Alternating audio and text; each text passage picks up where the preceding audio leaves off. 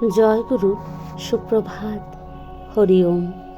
ওম অখণ্ড সংহিতা বা অখণ্ড মণ্ডলেশ্বর শ্রী শ্রীমৎ স্বামী স্বরূপানন্দ পরমহংসদেবের অমৃতময় উপদেশবাণী, সপ্তম খণ্ড। বহু বিগ্রহের পূজা।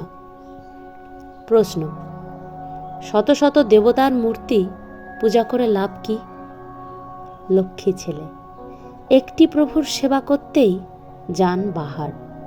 আবার শত শত প্রভু, শত শত বিগ্রহের পূজা করে কোনো লাভ নেই, মাত্র সময় নষ্ট।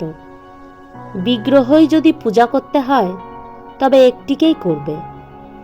একজনারে বাসলে ভালো, বিশ্বভুবন আপন্তর। সতী রমণীর দৃষ্টান্ত অনুসরণ করো।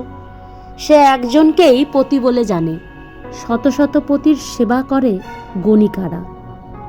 সমাজ জীবনে গণিকাবৃত্তি যেমন নিন্দিত, সাধন জীবনেও গণিকাবৃত্তি তেমন নিন্দিত।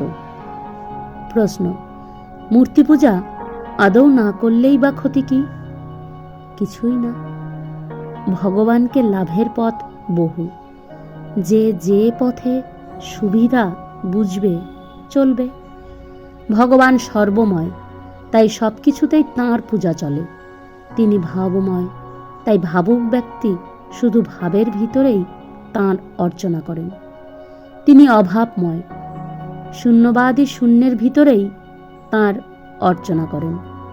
তিনি বস্তুময়, তাই বস্তুবাদী বস্তুর ভিতরেই তাঁর অর্চনা করেন। তিনি রূপময়, তাই সাকারবাদী পরিমিত বিগ্রহের ভিতরে তাঁর অর্চনা করেন। তিনি অরূপ, তাই নিরাকারবাদী বিগ্রহ ব্যতীতই অর্চনা করেন। তিনি রসময়, তাই রসিক ব্যক্তি শান্ত, দাস্য, বাৎসল্যাদি রসের ভিতরে তাঁর অর্চনা করেন। সর্বময়ের পূজা সর্বভাবেই হয়। হরি ওম।